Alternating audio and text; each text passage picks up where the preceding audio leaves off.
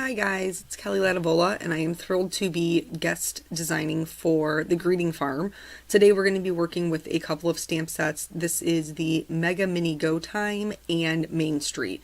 So basically I didn't have a choice because as soon as I saw the Main Street and all the little buildings and houses, I knew I was going to make a scene. I just knew I was. So you'll have to forgive me for the lighting. Typically I don't film in the morning because the sun shines directly into my window, but due to work and time constraints I really didn't have a choice. So it's pretty yellow, but it'll get better as we go, I promise. I used a T-square ruler to just give myself two little guidelines.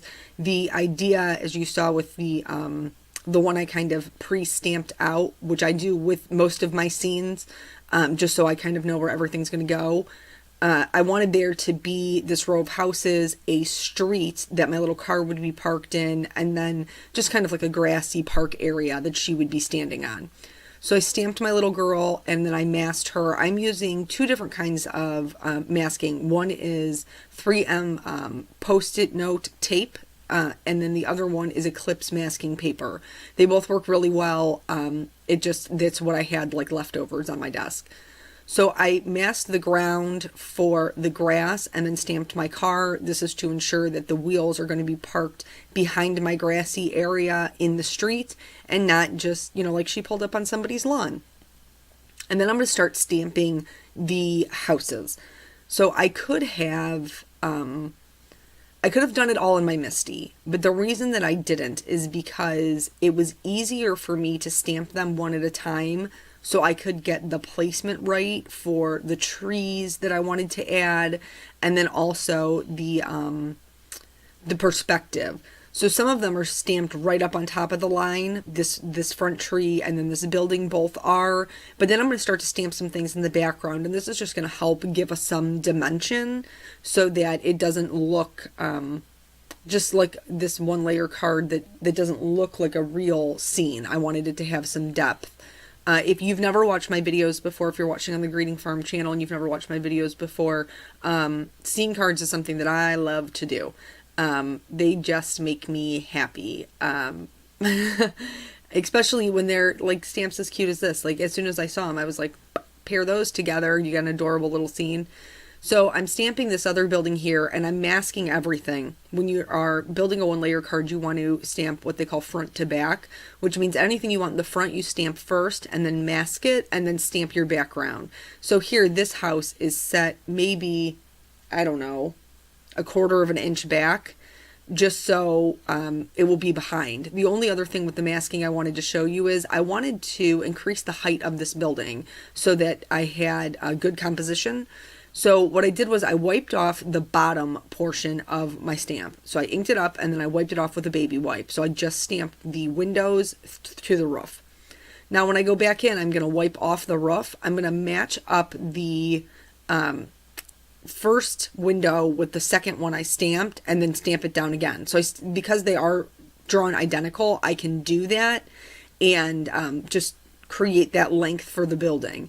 If they weren't identical, I could have just drawn the lines to give it some depth or give it some length since it's behind everything anyway. So now you'll see I'm putting down a bunch of masking. The reason that I am is because I'm very stingy with my Copic ink. Especially with the hold that's been on Copic markers, it's kind of difficult sometimes to get them. So a lot of times I will save myself the ink and just mask everything. I've already cut them anyway. I'm making a one layer card. So I will mask everything and then put down my color with Distress ink. In this case, I'm using Distress Oxides, just because they kind of blend a little bit smoother. So I did the blue, which is a salty ocean. And then here I'm just trimming off the wheels so that I will get a nice straight line for that grassy, I don't want to call it the grassy knoll, because that makes everybody think of Kennedy, which is not happy. And this card is happy. The grassy park. So I just went ahead and masked that down and then put some Twisted Citron on the bottom. I'm not trying to get really any depth or shading with this. I'm just trying to get a base layer down. So while I was doing this, you'll see I'm gonna do the whole reveal, and it's gonna be awesome because one layer cards, this is the best part of one layer cards, is removing all your masking and seeing what you have left. So I'm gonna go ahead and remove all of that. And then at some point or another, and I don't know at what point it happened, I got green on my sky. And that Twisted Citron is a very bright color, so I'm going to try to fix that. I should have probably put my masking back in place, PPS. But, you know, I went rogue and decided that I could, in fact, avoid those buildings. And so I would just take the color all the way up to the top. It didn't cover it, guys. And again, if you've never seen my videos, I don't start over. At this juncture, I am so invested in this card. I've done all of the stamping, all of the coloring with the distress inks. I'm not starting over. So we're just going to fix it. We're just going to fix it. I tried, because they're distress oxides, they do react with water. I am not working on watercolor paper, so I used minimal water. I tried just kind of creating some cloud shapes. That wasn't working for me. So here's how I'm going to fix it. I'm going to go in with a very stiff bristled brush. And this is white acrylic paint. And I'm going to water down the first layer. I don't want a ton of water. You'll see I'm kind of blotting it off on my block there. This is going to create some more translucent clouds. So I'm just kind of stippling it on. That's all I'm doing. I'm just dot, dot, dot. I will warn you though, we're using paper masks. And so you have to be careful, because you can get some bleeding into your buildings underneath your masks, which I did, but I'm not concerned. I'll fix it later. The second part of this, the part I'm doing now, is completely solid paint, so white acrylic. So it's going to be very matte, and it's going to do a lot to cover it. So I was happy with the way that the background was now, and I let everything completely dry. I also kind of smushed it in a book so that everything would be flat for coloring. Now, straight into the coloring. And this is long. I mean, I hope you have a beverage, a snack, you know, you're in your jams, you're chilling out, because this is a long video. It just is. I could have probably split it up into two, but I guess I didn't want you to have to like bounce back and forth. Everybody's here to learn different things. If this is not, you know, if you don't need to learn the masking, great, then skip to the coloring. If you're comfortable with the coloring, or maybe, you know how to color a little girl, but you want to know how to color a street, bounce around. You're not going to hurt my feelings. The reason that, you know, we do these videos is to teach people. So here I colored in the whole thing with a C1 just to get some moisture on the paper. And then I'm going to start building up my scene. So that little light area that you see in between is my curb. And I need that to be separate. So there's a sidewalk, a curb, then the street. Then we're just going to start adding in these layers. So I colored in the whole thing with the C3 minus the curb. And now I'm adding some depth on this with some C5. So basically the sidewalk area is going to be, there's going to be a little bit of shading on the lip. And then once you get into the street, because that's going to be lower than the curb, that's definitely going to be darker. So I'm drawing myself a guideline, and then I'm just coloring right over those little yellow lines. I'm not concerned about them at this juncture. They will still show up. That particular yellow is a very bright color. There would also be some darker shading here up against the grassy portion, because again, the street is going to be lower than the grass. So switching now to the C7, which I thought was going to be my darkest color. Turns out not true.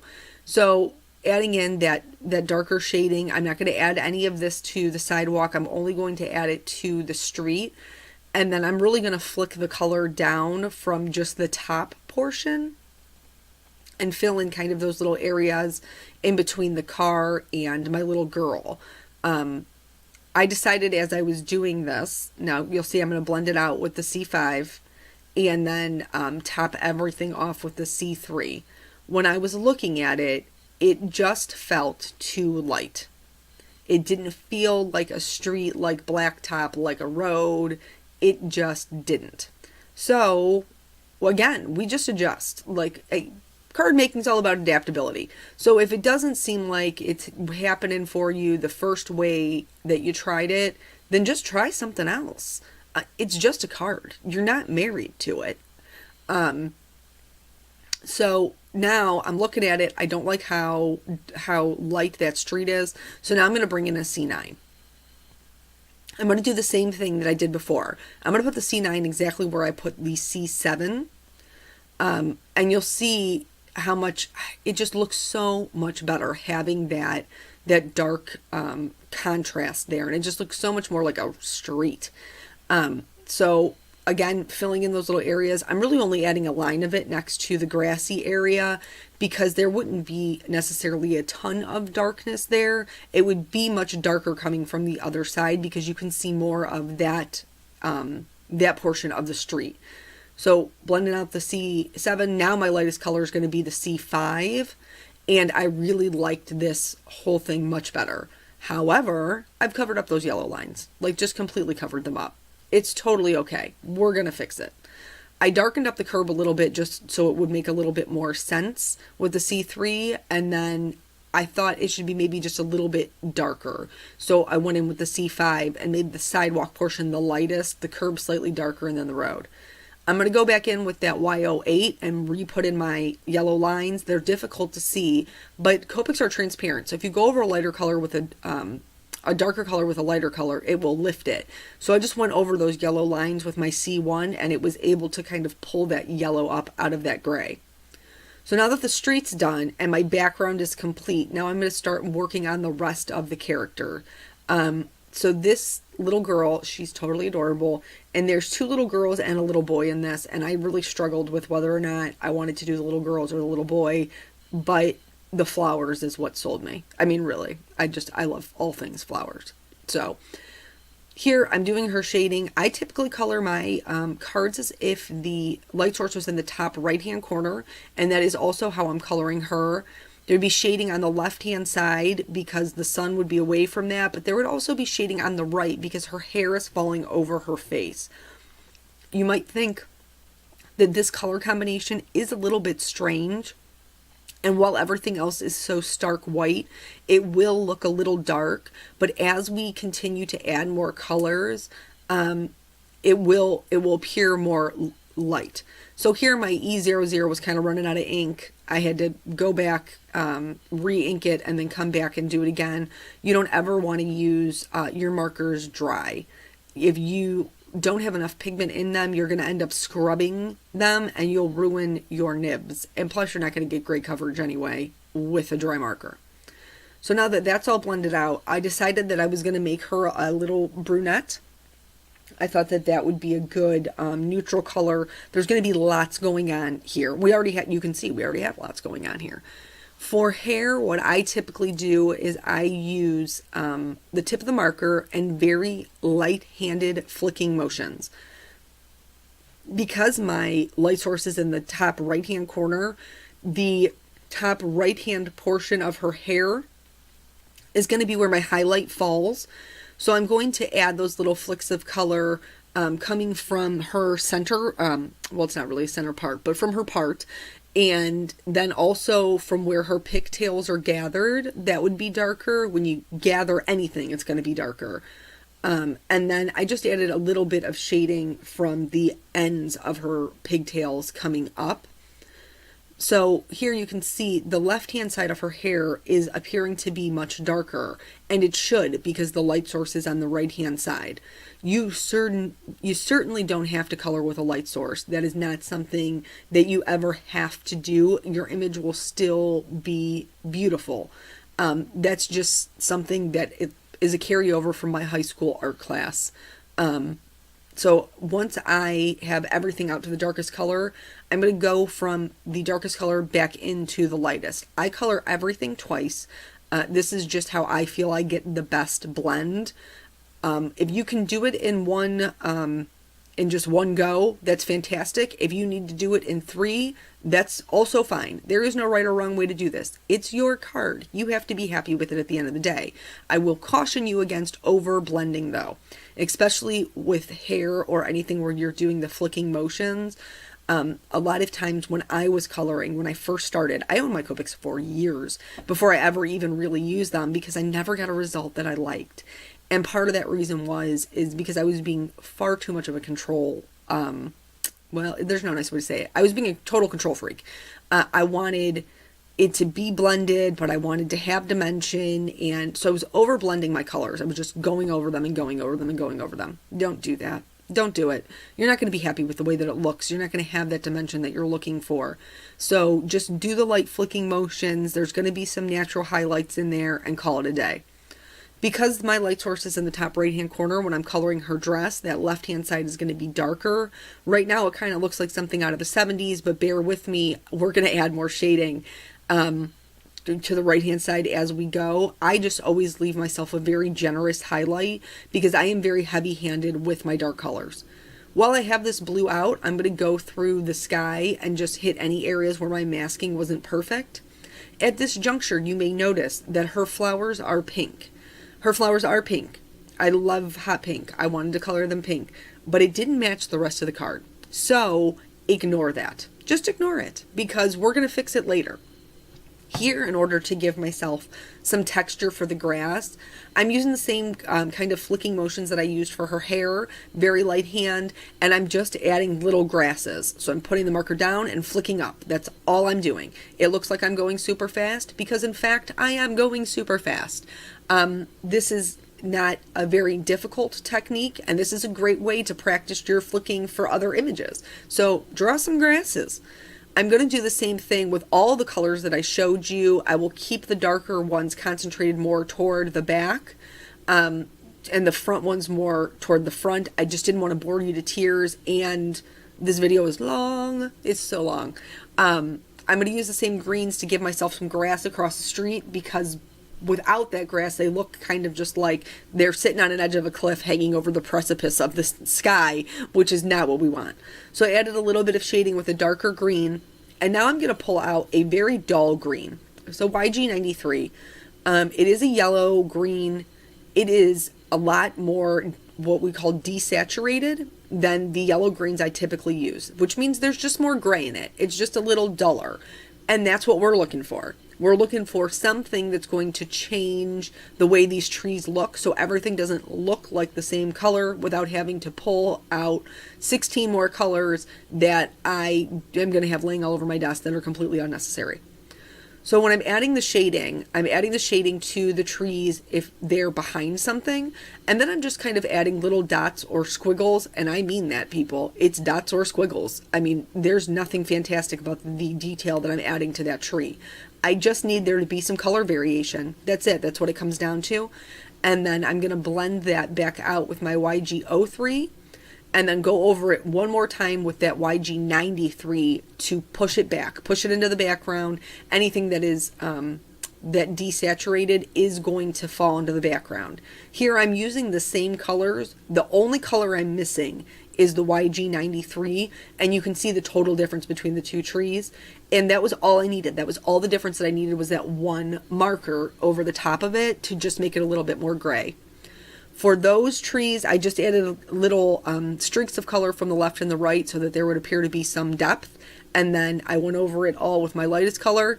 I also colored the, what are these, little tree boxes and my tree trunk in the back with the same browns I used for her hair. Moving on to this car, we're more than halfway through. If you're still hanging on, you're a rock star.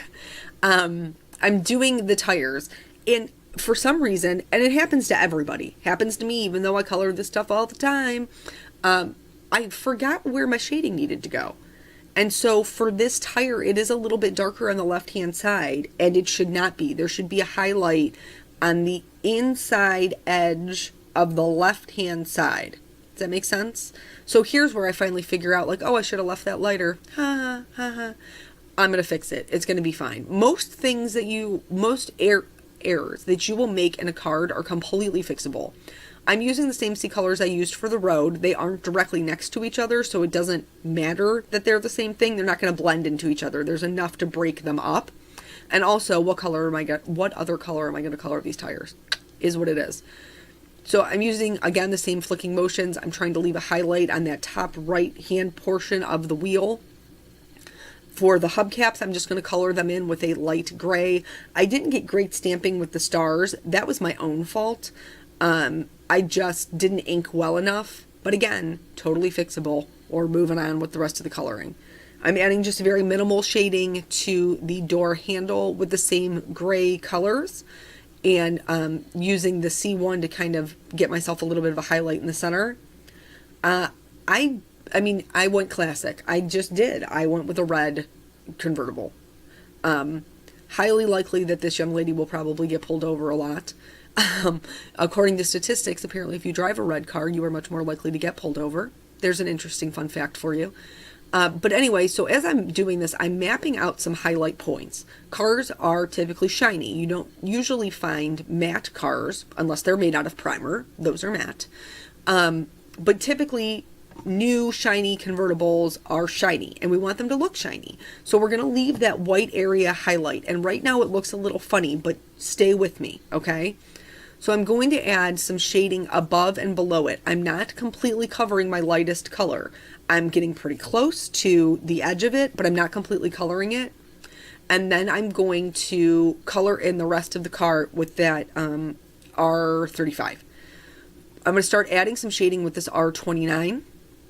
And again, I'm going above and below it. I'm not completely covering the R35 because we want there to be a smooth gradation. I'm also going to leave a little bit of an area here on the left-hand side that's kind of a continuation of that highlight as the 35. It wouldn't be as bright because the sun wouldn't be directly hitting it, but it would be a little bit lighter. For my darkest color, I'm going to shade the doors. I'm going to shade from the bottom up. Objects' bottoms are typically darker. I am going to add just a teeny tiny little bit of shading to the top, and then I'm going to add some slightly below the door just to give the door some shape so that it looks like it kind of rolls up as the door comes up from the bottom with that little bit of darker shading. Now, like I said, we're going darkest to, or lightest to darkest, darkest to lightest. So now we're working back out to that lightest color. And once we get to this C35, we're going to start to bring in and make those white areas a little bit smaller. I told you in the beginning, I like to conserve a large area of highlight so I don't lose it. That's just me, and I fill them in when I go through on the second round. I'm going to fill in the highlight with the lightest color. You don't have to. If you want a really bright highlight, leave it white. That's totally cool. I'm adding just a little bit of shading to the windshields with a blue and then blending that out with a colorless blender. Here, I mapped out all of the colors. I mean, it was so long. This video is still 30 minutes. I mean, it took me 2 hours to make this card. Now, some people are like, I don't want to spend 2 hours on a card. And that's totally cool. Don't. But I like building scenes, so I don't mind it. Here, like I said, I took my lightest color and I mapped out where I wanted all of my colors to go. And then I'm going to start the coloring. Everything that I'm doing, lighter on the right-hand side, darker on the left-hand side, except for the doors, because the doors are inset. The shadow would actually be on the right-hand side because you would have part of the building that was coming up and over it, blocking the light. For these little round awnings, I'm just kind of shading from the left and right-hand side. For the awning that's hanging over, I am adding just a little bit of shading to their centers from the top of it. It would be lighter toward the bottom. For the shutters, everything darker on the left. For the doors, everything darker on the right. I'm not going to show you every single thing. I'm just showing you this because I did all of the reds at one time. So I'm just showing you this one, and then if there's anything different that I colored, I will show you that.